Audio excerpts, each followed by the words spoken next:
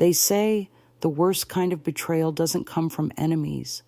It comes from the ones you tuck in at night, the ones you'd sacrifice your life for without thinking.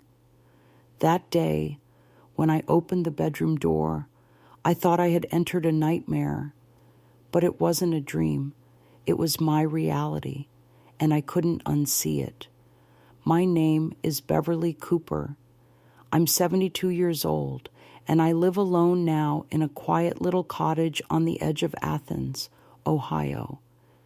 People around here know me as the sweet old lady who paints flowers by the window and brings pecan pies to the church bake sale.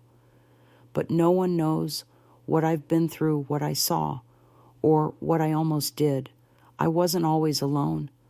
For over 4 decades, I was married to a man named Frank Cooper. We met during my senior year at Ohio University.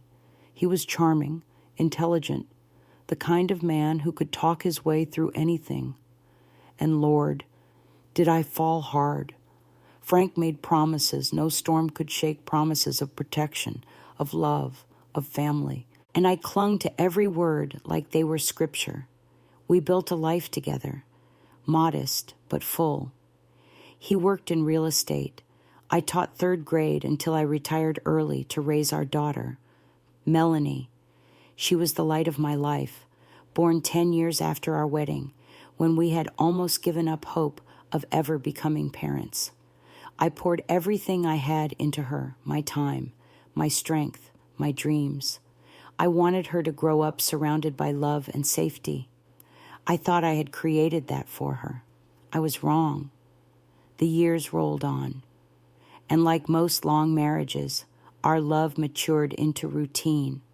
We had our bumps, sure, but nothing that couldn't be smoothed over with time and patience, or so I believed. I had always prided myself on being perceptive, on knowing the people I loved. But looking back now, I wonder if I was just blind, or if I simply chose not to see. The day it all changed wasn't meant to be anything special. I remember it so vividly because of how ordinary it began.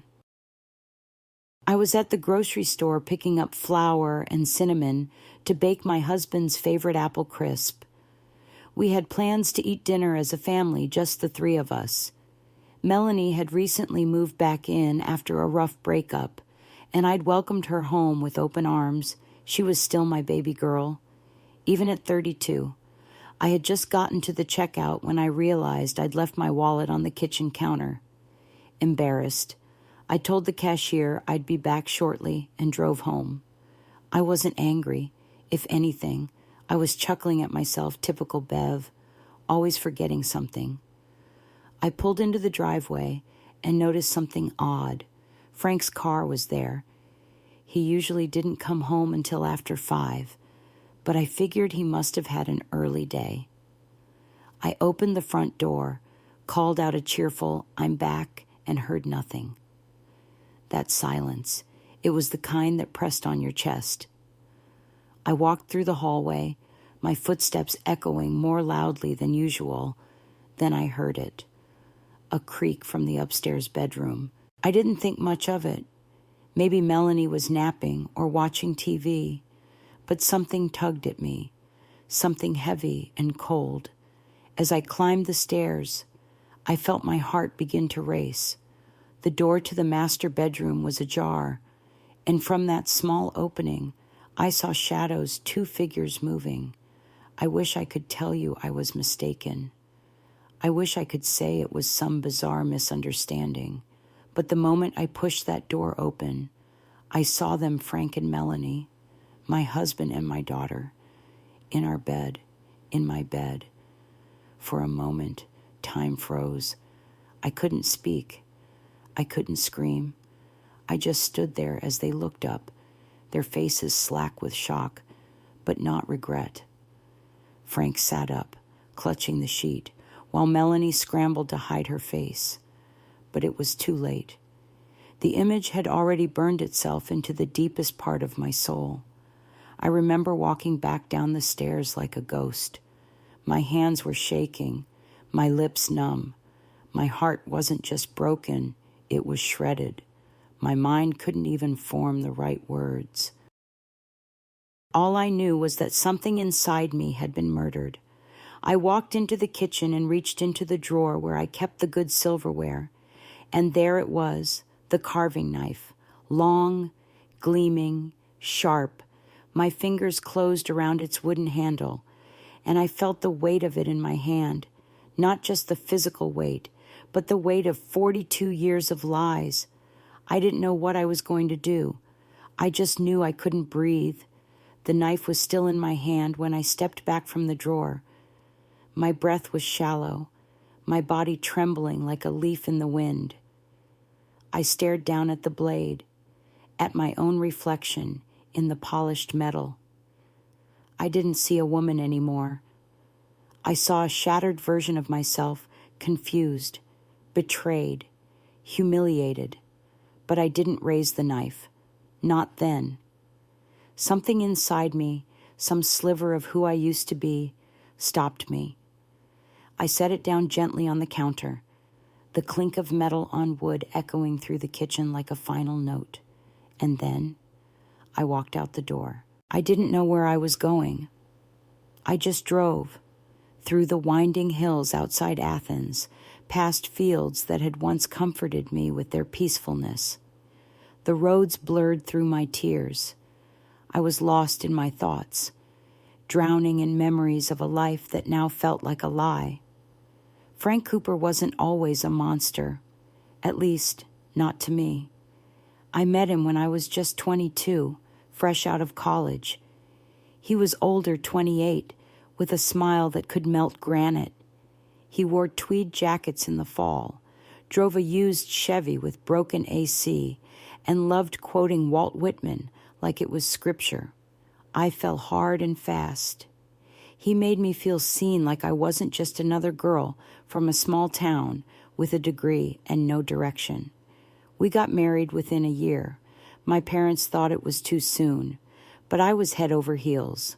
We moved into a small 2-bedroom house on the edge of town. Nothing fancy, but it was ours. I taught elementary school, and he worked for a local real estate company. We were ordinary, maybe even boring, but I was content. We struggled to have children, miscarriages, doctor visits, quiet nights filled with disappointment. I began to think motherhood just wasn't written in my stars. And then, like a miracle, Melanie arrived. She was beautiful, golden curls, big brown eyes, and a giggle that could stop your heart. She made me whole in ways I didn't know I was broken. Frank was thrilled, or at least he seemed to be. He was attentive, doting even. He read bedtime stories, brought home tiny pink dresses, and built her a wooden rocking horse with his own hands. I remember looking at them together, thinking, this is what life is meant to be. A husband who adored his daughter, a father who stayed. I didn't see the shadows. I didn't see how Melanie grew quieter when he entered the room, or how she avoided his gaze during dinner. I thought she was just shy, reserved like me. I told myself everything was fine. We raised Melanie with love, or at least I did. She was our only child, and I poured my soul into being her mother. I left teaching when she was 8 and became a full-time mom. I never regretted it. We baked together, painted ceramics, watched old movies under warm blankets. I always believed I had given her a safe, loving home. Frank changed gradually. It's funny how you don't notice someone becoming a stranger until they're already gone. He grew more distant over the years, spending long hours at work. Coming home tired and irritable, I chalked it up to stress. The economy wasn't kind to real estate agents. I tried to be understanding, patient. That's what wives do. Right. Looking back, I see the signs now. There were business trips that didn't add up, phone calls that ended abruptly when I entered the room, guilt in his eyes when I asked innocent questions, but still I trusted him.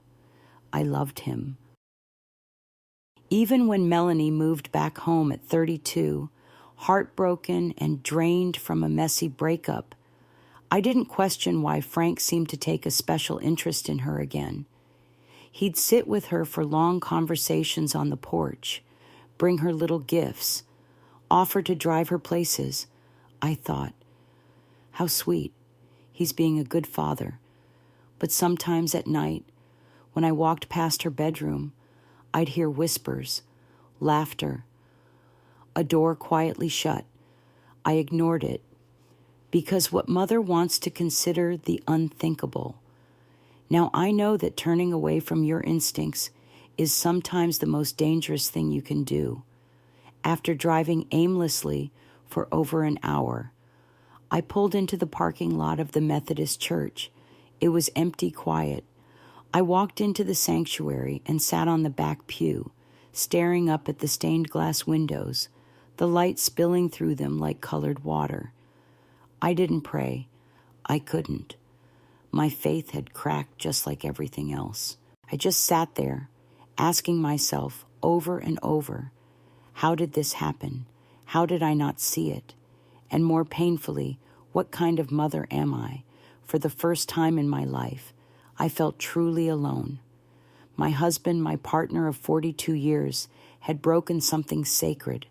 My daughter, the child I carried in my womb and raised with every ounce of love, had been part of it. Whether willingly or under duress, I didn't know yet. But it didn't matter at that moment. I had lost them both.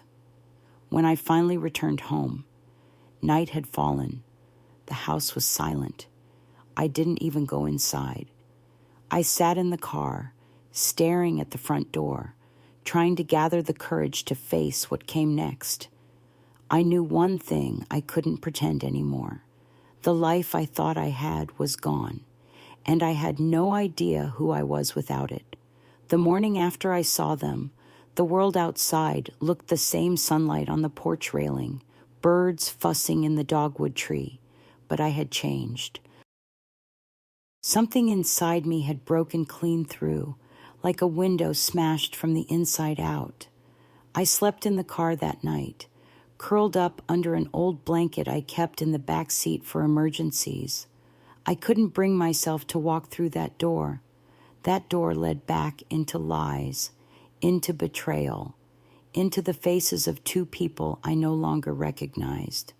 When I finally stepped inside, it was past 8.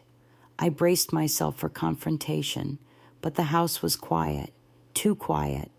Frank had gone to work, and Melanie was in her room. I walked past her door and paused. I almost knocked. I almost asked, why? But my hand froze in midair. I didn't want to hear it. Not yet. I went into the kitchen like a ghost, poured myself a cup of lukewarm coffee, and sat at the table where I had once braided Melanie's hair before school. I could still see the outline of her crayon drawings on the fridge. Smiling suns, stick figure families, all lies now, like the rest. As I sipped my coffee, flashes of the past played in my mind like a film strip unraveling. The nights Frank stayed out late closing deals. The times Melanie would flinch when he walked into the room. I had blamed teenage hormones, mood swings.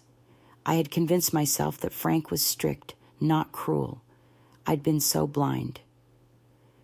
Later that afternoon, I found myself alone in the laundry room, folding clothes I couldn't remember washing. One of Melanie's blouses, delicate, silk, fell into my hands. I held it to my chest and broke down, not because I hated her, but because I loved her too much to accept what I'd seen. A mother's love can be stubborn, even self-destructive. That night, I slept in the guest room. When Frank came home, I heard his footsteps pause outside my door.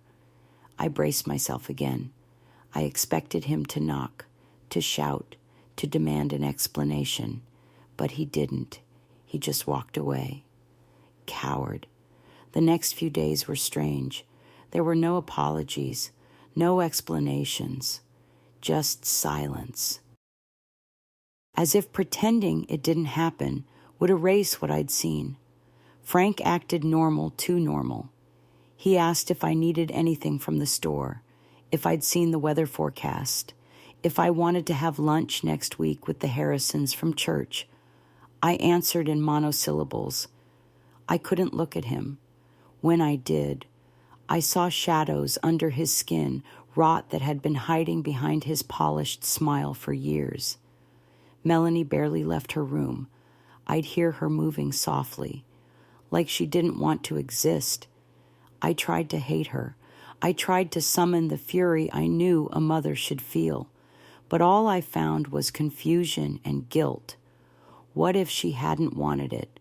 What if she had been manipulated all along?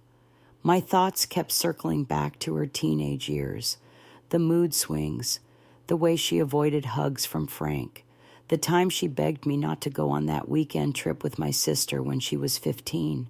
I thought she just didn't want to be alone. I was wrong. One evening, I dug through an old box in the attic, looking for something, anything to ground me. I found Melanie's journal from when she was 16. I knew I shouldn't read it, but I did. The handwriting was messy, scattered, pages torn out. But one entry stopped my heart cold. He came into my room again. I told him no. He said if I told Mom, she'd leave me, that she'd never believe me. Maybe he's right. She looks at him like he's perfect. My knees buckled. I sat on the attic floor, clutching the journal, rocking back and forth like a child. My baby had been calling out, and I hadn't heard her. I had failed her. The next morning, I stood at Melanie's bedroom door again. This time, I knocked. She didn't answer, but I opened it anyway. She was sitting on the edge of the bed, pale and hollow-eyed, as if she hadn't slept in days. When she looked at me, her eyes filled with tears. But I spoke first. Was it always him? I asked quietly. She nodded. Tears slipped down her cheeks, and I went to her not to slap her or scold her, but to hold her. Her body trembled in my arms, and I felt like I was hugging a wounded child. I thought you hated me, she whispered. I hated myself more. I replied. We sat like that for a long time, two broken women clinging to the shards of a truth that had shattered everything. She told me everything that morning, about the nights he'd come into her room when I was asleep, the threats, the way he twisted her love for me into a weapon. He told her I'd never believe her, and she believed him. He'd started grooming her before she was even in high school, and I'd been too busy making casseroles and lesson plans to see it. The anger I felt was volcanic, not just toward Frank, but toward myself. But I made a vow that morning I would not let this evil define our family, not anymore. Melanie and I were no longer silent. We were survivors. And now, it was time for Frank to face what he had done. It had been a week since I found that journal. Since Melanie and I sat in that room, finally mother and daughter again. Not separated by secrets or silence. Every night since.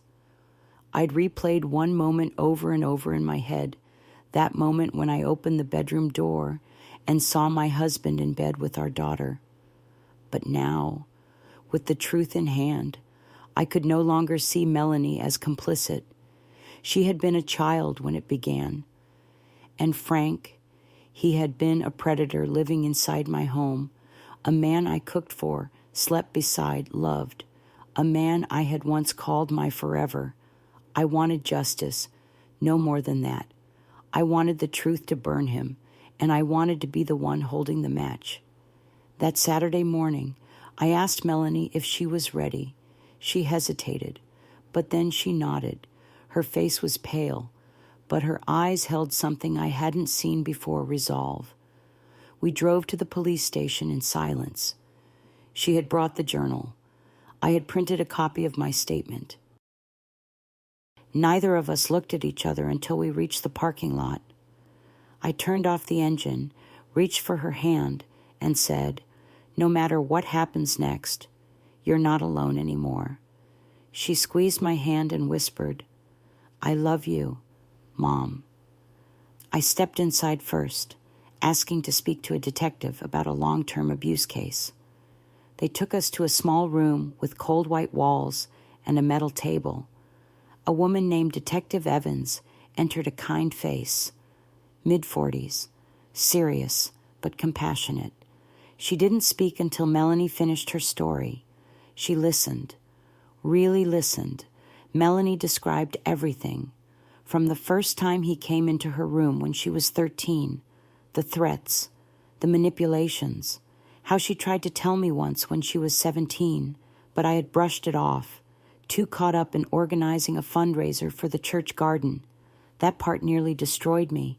I could barely breathe. I had failed her not once, but twice.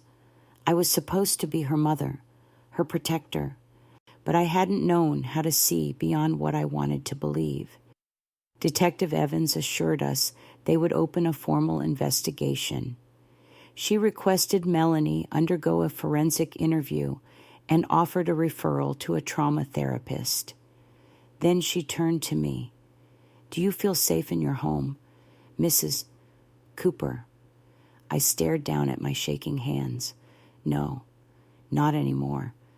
Evans gave me a business card and told me to call her the moment I needed support, or if he made any move to silence us. As we left the station, I felt a strange mix of fear and freedom. The process had begun. The walls were cracking around Frank, and we were no longer held hostage inside. That night, I didn't sleep. I lay in the guest bed, my ears tuned to every creak of the floorboards, every sigh of the house I once loved. Frank was still there, still acting like nothing had happened. He watched the game in the den, drank his beer, kissed me on the cheek in passing, like a husband from a Hallmark card. It made my skin crawl. He didn't know what we had done yet, and I wasn't going to warn him. The next morning, he noticed the distance. While I was making coffee, he leaned against the counter and asked, "Are you ever going to stop sulking?" I turned to him, holding the pot mid-pour, sulking. "You've been cold all week. It's exhausting. Bev, you know how Melanie gets when you two aren't on good terms." The way he said her name made my stomach twist. I set the coffee pot down, looked him straight in the eye, and said, "You should be careful. The past has a way of catching up." His smirk faltered. For the first time, I saw it, a flicker of something in his expression, fear. I went upstairs, locked the bedroom door, and cried. Not because I was afraid of him. I wasn't, not anymore. I cried because I knew the end was coming. And once the truth spilled out, our lives would never return to what they were. The next day, the police showed up at the house, 2 officers, plain clothes. Frank was working in the yard, raking leaves like nothing had changed. I watched from the kitchen window as they spoke to him. He tried to act casual, but I could tell he was rattled. They handed him something, an official notice. They weren't arresting him yet, but they were investigating, and he was being notified that there was a formal accusation of abuse. He stormed into the house, eyes wild. "You went to the cops." I didn't flinch. "No, we went to the cops, Melanie and I, together." His fists clenched at his sides. "She's lying. She was a child. She was confused. You're letting her poison your mind." "No, Frank, you poisoned this family. You did this." For a moment, I thought he might hit me, but he didn't. Instead, he slammed the door so hard a picture frame fell off the wall and shattered. He didn't come back that night. Melanie came down from her room, sat beside me, and asked, What if they don't believe me? They will, I said softly, brushing her hair behind her ear like I did when she was little. And even if they don't, I do. I always will. The next few weeks were a blur of interviews, paperwork, and questions we had buried for decades. Melanie's story was credible. The journal helped. I gave my full account. Even the part about finding them in bed together, how that moment cracked the dam, holding years of suspicion. Frank tried to hire a lawyer, but he underestimated how small Athens really is. Word spread.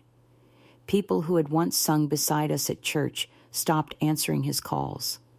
And then, one night, we got a knock at the door. Detective Evans. She told us Frank had been arrested. There were other reports, other women, other girls. My knees gave out. I sank to the floor as Melanie stood beside me, frozen. She whispered, "How many lives did he ruin?" I didn't have an answer. But I knew this much. Ours were no longer his to control. After Frank's arrest, a strange quiet settled over the house. Not the peaceful kind that comes after a snowfall or a Sunday nap, but a hollow, aching silence that settles in your bones and makes every ticking clock sound like a scream. Melanie and I sat across from each other at breakfast the next morning. Neither of us touched our food. I had made her scrambled eggs and toast, just like when she was little. But the plate sat untouched between us. Her eyes were vacant, her hands wrapped tightly around a mug of tea that had long gone cold. "I don't know how to feel," she said finally. "I thought I'd feel free." "You will," I said, "but healing doesn't come all at once." She looked up at me, tears trembling on her lashes. "What if it never comes?" "It will," I whispered. "But you've got to give it time. We've both got a lot of pain to unpack." Melanie began therapy soon after.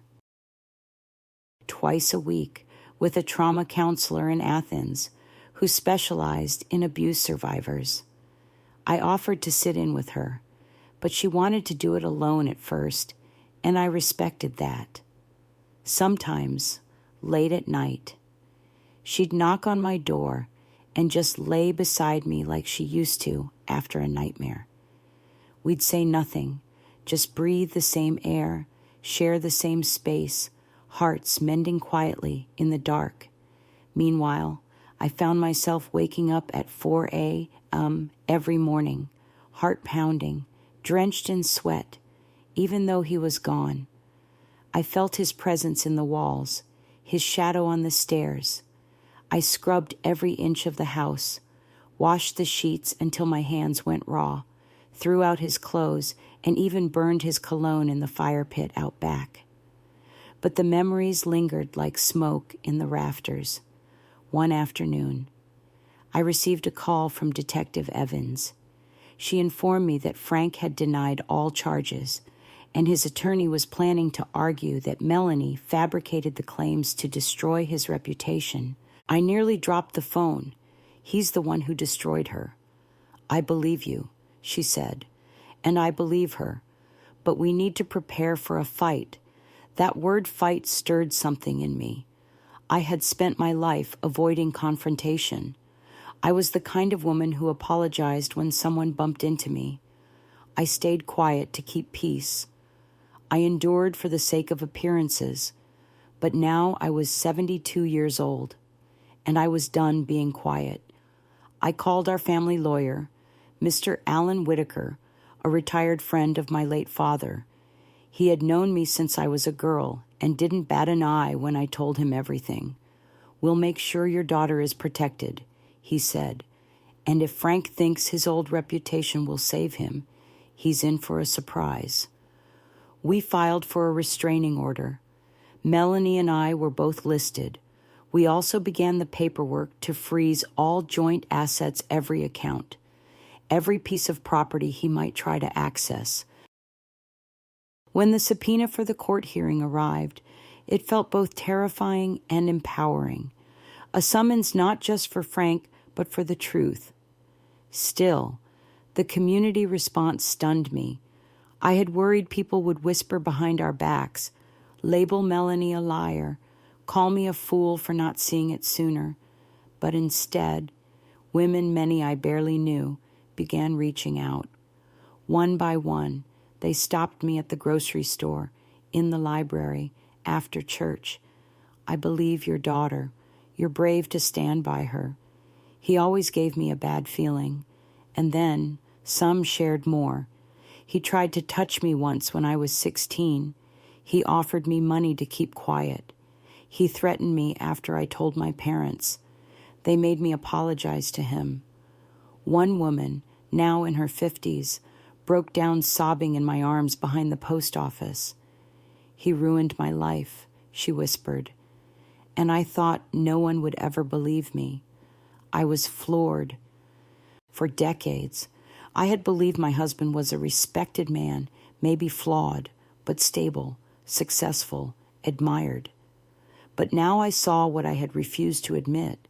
For years he had built his image on fear, silence, and manipulation, and I had stood beside him, smiling in family portraits, unaware that I was married to a predator. Melanie, too, began to change. Slowly, she started going for walks again. She attended a survivor support group and even shared a few words at a local awareness rally. Her voice trembled, her hands shook, but she stood tall. I spent years thinking my mother didn't love me enough to see. She told the small crowd one chilly Thursday evening, but she just didn't know what to look for. Now she does. And together, we're stronger than anything he did to us. I cried through the entire speech. Afterward, I took her hand and whispered, "You're the bravest woman I know." She smiled through tears. "Only because I learned from you." That night, for the first time in weeks, I slept through the night. But I knew the trial was coming, and Frank Cooper hadn't yet shown his full hand. The courthouse in Athens isn't grand by any means. It's a modest brick building with chipped steps and a faded flag out front. But that morning, it felt like the most intimidating place on earth. Melanie and I sat in the hallway, side by side on a wooden bench, waiting to be called. She wore a navy dress, simple, neat. Her hands were folded tightly in her lap. I brought her a cup of tea in a thermos, just the way she liked it when she was a little girl, sweet, with a hint of cinnamon. "You ready?" I whispered. She gave a short nod. "As ready as I'll ever be." When they called her name, I felt my chest tighten. She walked through those doors without me, into that courtroom where Frank waited. I wasn't allowed inside for the first part, only the witness and the legal team, so I sat there, alone again, praying in a way I hadn't in years, not to God exactly, but to every ounce of strength left in my old bones, for her. Later, when I was allowed in, I saw him Frank, gray suit, hair slicked back, that same smug smile he always wore when he thought he had the upper hand. But this time, it looked thinner, tighter.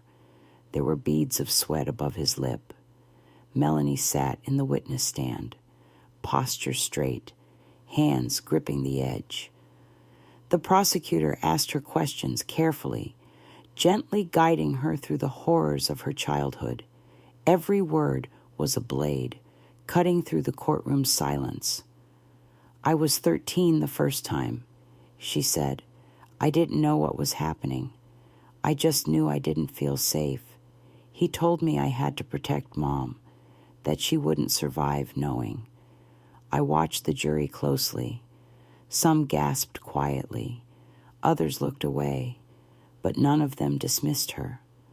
They were listening. Then came Frank's lawyer, sharp-suited, sharp-tongued.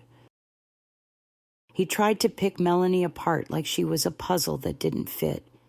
"You never told anyone until now. No. You waited nearly 20 years, I was scared. He smirked. Isn't it possible you're misremembering that perhaps what you think happened wasn't abuse? Melanie stared him down.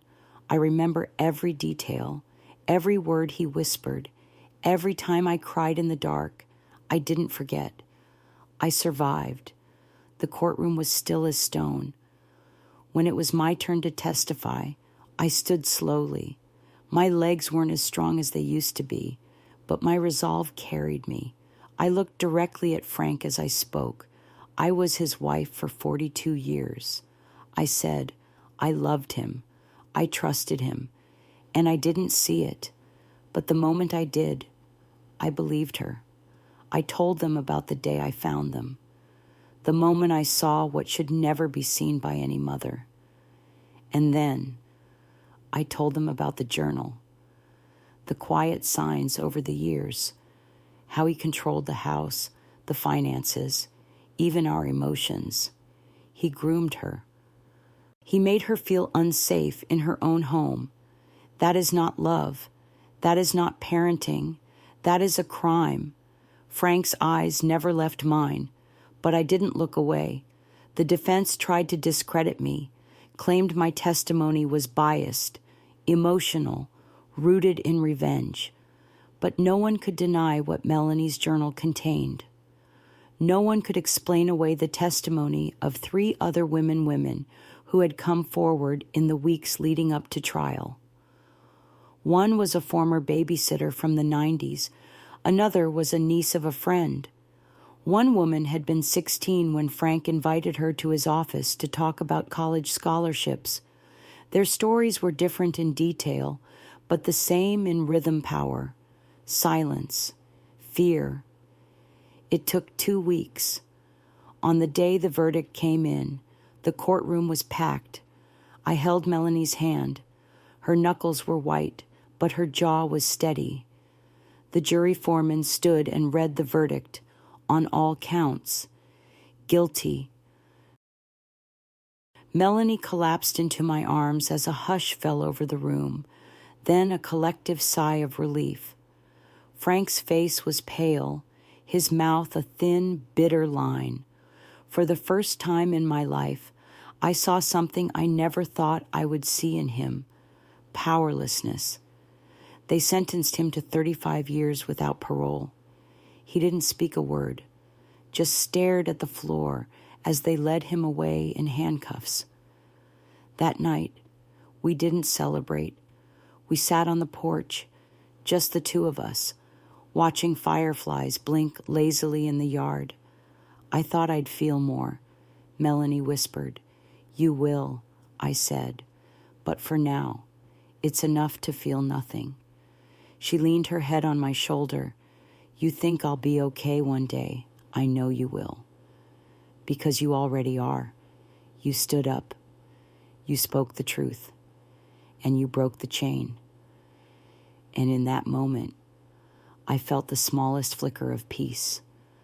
Not because justice had been served, though it had, but because my daughter had found her voice, and I had finally learned how to listen.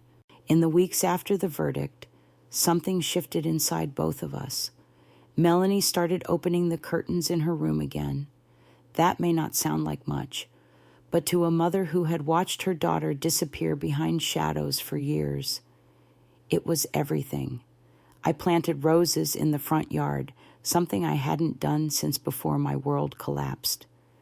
The act of pressing life into soil with my bare hands reminded me that healing isn't loud or dramatic. Sometimes it's just planting roots again and letting the light find you.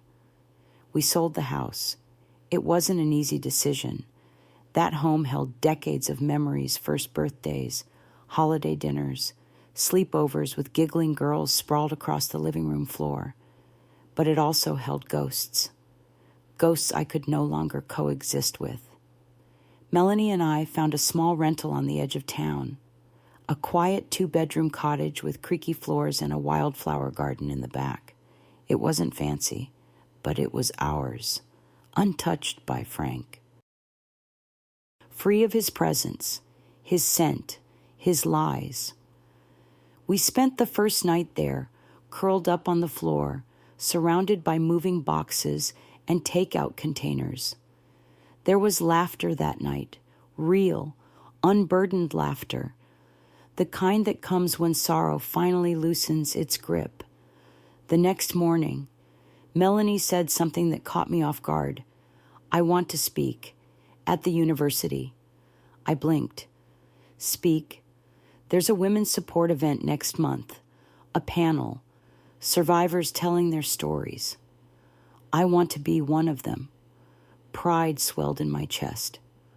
My daughter, once silenced, now stepping forward with a voice as steady as the mountains that had stood quietly behind us all these years.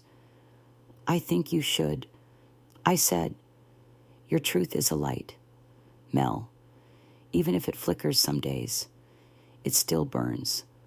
She smiled, and for the first time, I saw her as something more than a survivor. I saw her as a leader. Over time, she connected with other survivors. She began volunteering with a nonprofit that offered crisis support to women escaping abuse. She wasn't just rebuilding her own life, she was reaching back to pull others out of the darkness too. As for me, I found myself filling my days with things I'd long abandoned. I joined a community watercolor class. I baked for the local shelter. I even started writing again, nothing fancy, just letters, reflections, little stories from my life. One of them, I sent anonymously to the newspaper. They published it under the title, "When the Monster Lives in Your House." It was just a few hundred words, but it reached people. A neighbor left me a note in my mailbox. "Thank you for writing what I couldn't say." A woman I'd never met approached me at the farmer's market. Eyes red. "I read your piece. It helped me leave my husband." One day, a young girl, barely 20, approached Melanie after one of her talks and whispered, "You saved me. I thought I was alone." Melanie cried all the way home that night. We weren't just healing. We were helping others find their way too. Of course, it wasn't all peace and progress. Healing isn't linear. There were nights I still woke up sweating, clutching my chest. Melanie still battled moments of self-doubt, guilt that didn't belong to her but clung tight anyway. But we learned to face those moments together. Sometimes, all we needed was a cup of tea and the quiet understanding that neither of us had to carry it alone anymore. One afternoon, I received a letter, no return address. I nearly threw it out, but something told me to open it. Inside was a single page, handwritten. The writing was unmistakable. It was from Frank. "Beverly, I know you'll never forgive me. I don't deserve it, but I want to say something before it's too late. I ruined everything. I hurt you. I hurt her. I destroyed what we built. I won't ask for redemption. I won't ask you to write me back. But I need you to know I remember every moment. I see the damage now, and I sit with it every day. I'm sorry. Frank, I read it once. Then I burned it. Not out of hatred, but because I refused to let his words have a place in our new life. He had already taken enough space in our hearts. We were done carrying him. That night, I told Melanie about it. She asked, "Do you forgive him?" I looked out the window, watching the sunset dip behind the trees. "I forgive myself. That's all that matters." She nodded, and we let the silence settle this time. A peaceful one.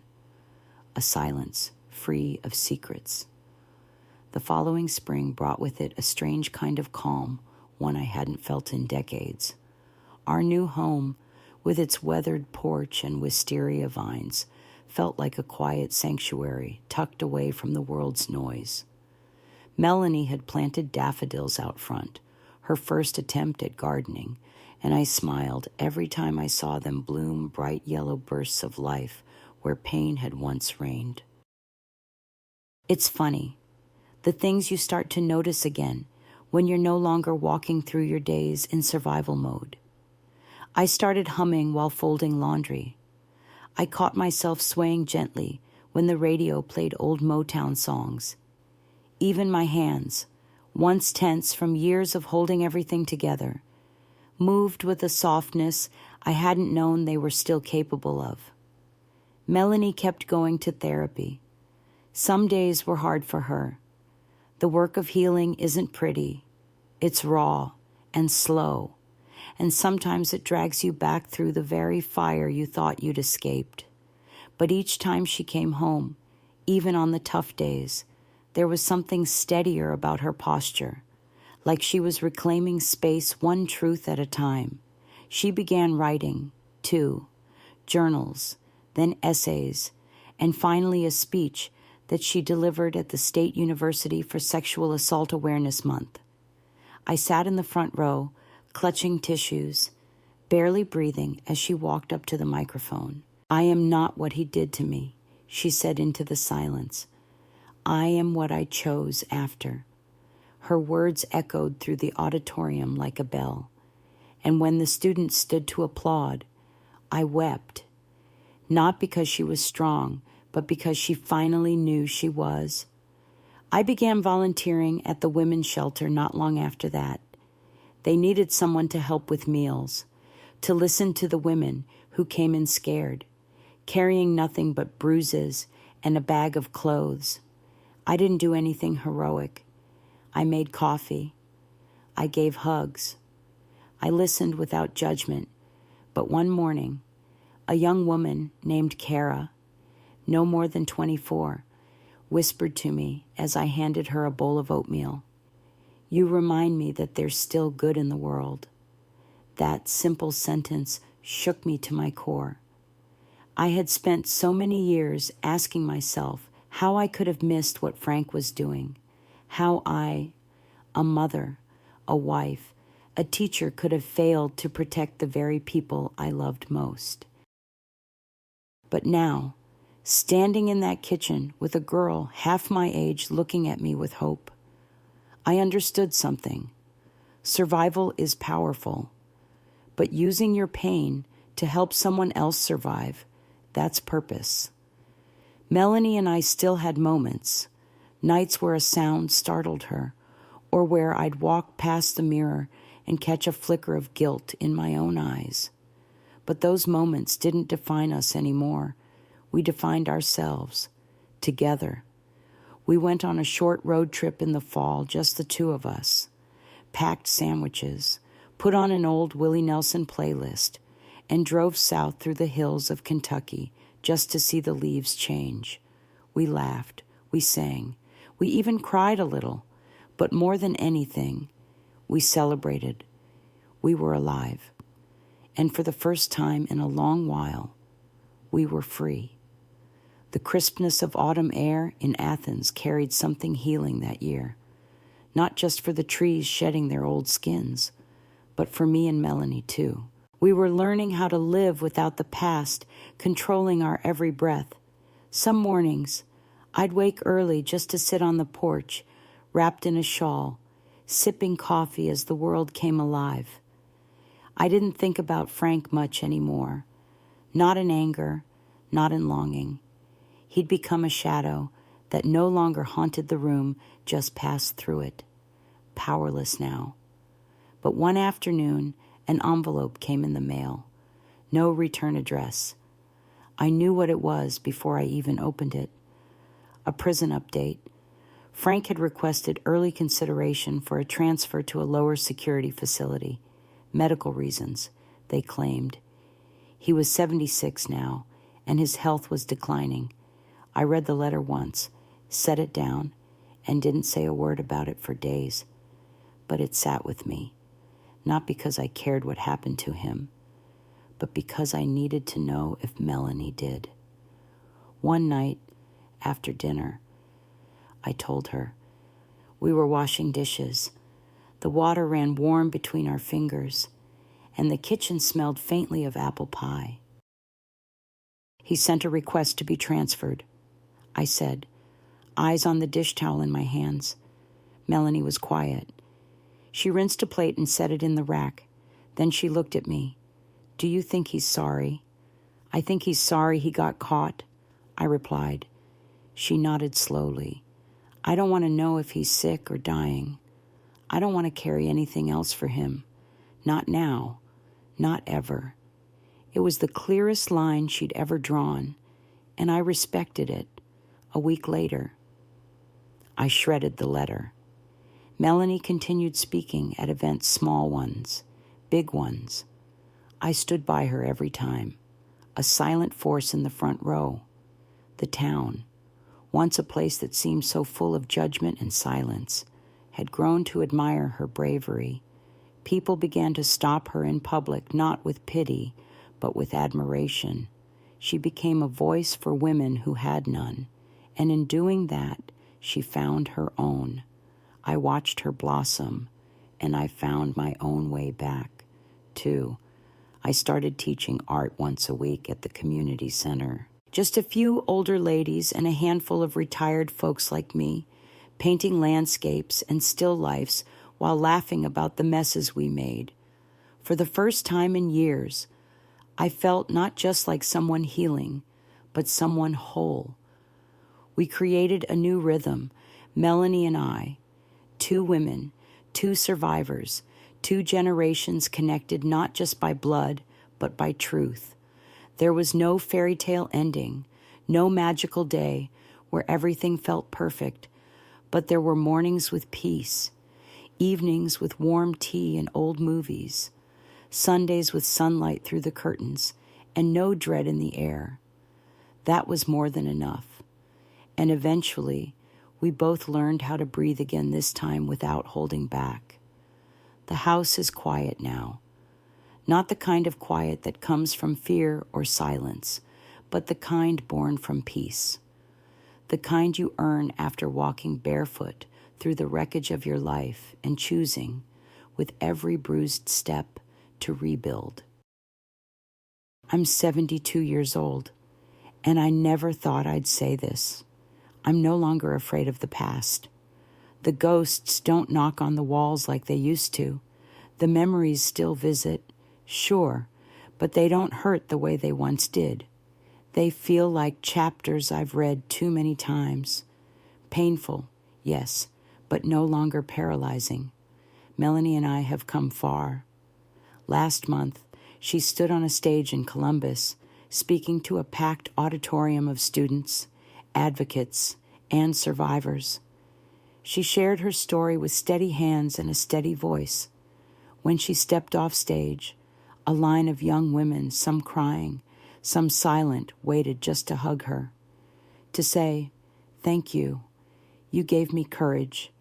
And that night, for the first time, she called herself what I'd always known she was, a survivor. I sat in the back row, hands clasped in my lap, tears slipping quietly down my cheeks, not out of sadness, but out of pride. I thought back to the woman I was on that day, the day I walked into that bedroom and found everything I believed in lying broken in front of me. I remember the rage, the despair, the crushing sense of failure, and then the knife. I didn't use it. I could have, but I didn't. Because what I learned, what I know now, is that the sharpest weapon we ever hold is the truth. It cuts through silence. It breaks chains, and it heals. Not just the wound in us, but the wound in others who never found the words. I thought that day would be the end of me, but in many ways, it was the beginning. I've learned that healing doesn't mean forgetting. It doesn't mean pretending it didn't happen.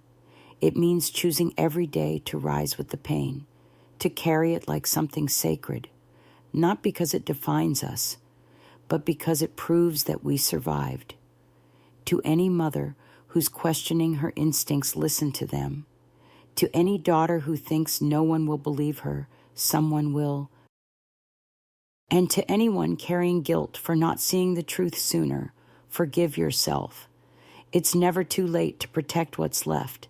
It's never too late to rebuild what's been torn down. Melanie and I didn't get justice because we were strong at the beginning. We got justice because we refused to stay silent. And now we live without shame, without secrets, without him. We live with love. We live with truth. And we live with each other. Sometimes the people we trust most are the ones who betray us the deepest.